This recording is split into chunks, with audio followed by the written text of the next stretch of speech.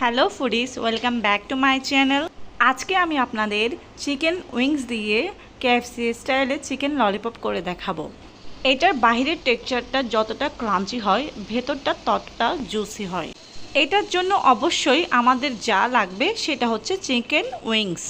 এটা অবশ্যই chicken wings দিয়েই তৈরি করতে হবে। প্রথমেই উইংসের মাঝখানে উইংসের জোড়া থাকে। প্রথমেই আমি একটা হাড় এখান থেকে আলাদা করে নেব। আলাদা করে আস্তে আস্তে আমি এটার মাংসটা ছড়িয়ে নেব। এক পাশ থেকে আলাদা করলে অন্য পাশে লেগে থাকবে, এভাবে করে আমি ছড়িয়ে নেব। আমার প্রায় হয়ে গিয়েছে, আমি সব কিছু একসাথে করে নিচ্ছি। তো আমি এখানে 4টা উইংস থেকে 8টা চিকেন ললিপপ করে নিয়েছি। এখন মশলাগুলো দিয়ে দিচ্ছি। তো প্রথমেই আমি 1 চা চামচ লাল মরিচের গুঁড়া দিচ্ছি, দিয়ে দিচ্ছি 1 চা চামচ গরম মশলার গুঁড়া, সেই সাথে দিচ্ছি পরিমাণ মতো লবণ, আরও দিচ্ছি সামান্য পরিমাণ পানি, আর দিচ্ছি রসুন বাটা খুবই সামান্য, এই হাফ চা চামচ পরিমাণ দিচ্ছি আদা বাটা। এখন এগুলো খুব ভালো করে মিশিয়ে নিচ্ছি। মশলাটা যাতে খুব ভালো করে ভেতরে প্রবেশ করে সেভাবেই মিশিয়ে নিচ্ছি। এখন এটা আমি 10 মিনিটের জন্য রেস্টে রেখে দেব। যেহেতু আমি কেএফসি স্টাইলে ললিপপটা করব, সেক্ষেত্রে ময়দা তো অবশ্যই লাগবে।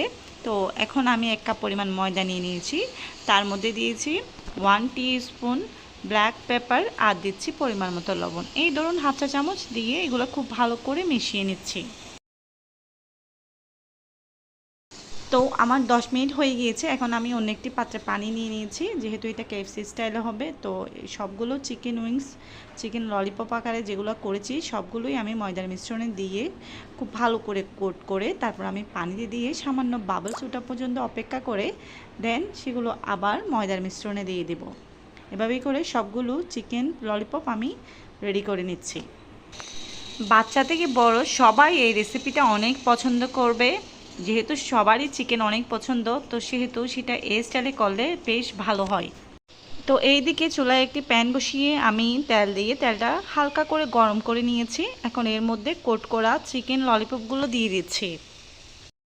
চুলার আঁচটা খুব বেশি হাইতে রাখবেন না, এটা মিডিয়াম টু লোতে রাখবেন। সেক্ষেত্রে চিকেন উইংসগুলো আস্তে আস্তে করে হবে এবং অনেক বেশি জুসি আর ক্রাঞ্চি হবে।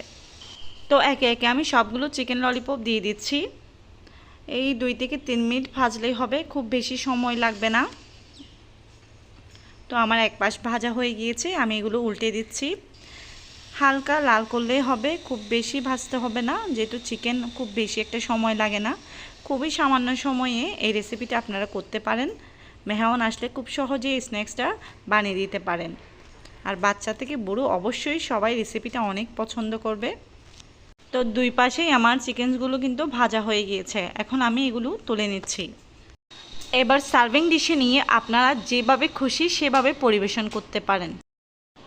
আমি এখন চিকেন ললিপপগুলো সার্ভিং ডিশে পরিবেশন করে দেখাচ্ছি। তো আজকে আমি চিলি সস দিয়ে এই ডিশটা পরিবেশন করব। আপনারা আপনাদের পছন্দ মতো যে কোনো সস দিয়ে এটা পরিবেশন করতে পারেন। আশা করি রেসিপিটা আপনাদের ভালো লেগেছে। রেসিপিটা যদি ভালো লেগে থাকে প্লিজ একটি লাইক দিবেন, ইউটিউব থেকে দেখে থাকলে সাবস্ক্রাইব করে দেবেন, আর যদি পেজ থেকে দেখে থাকেন তাহলে অবশ্যই ফলো দিয়ে দিবেন। সবাই ভালো থাকবেন। আল্লাহ হাফেজ।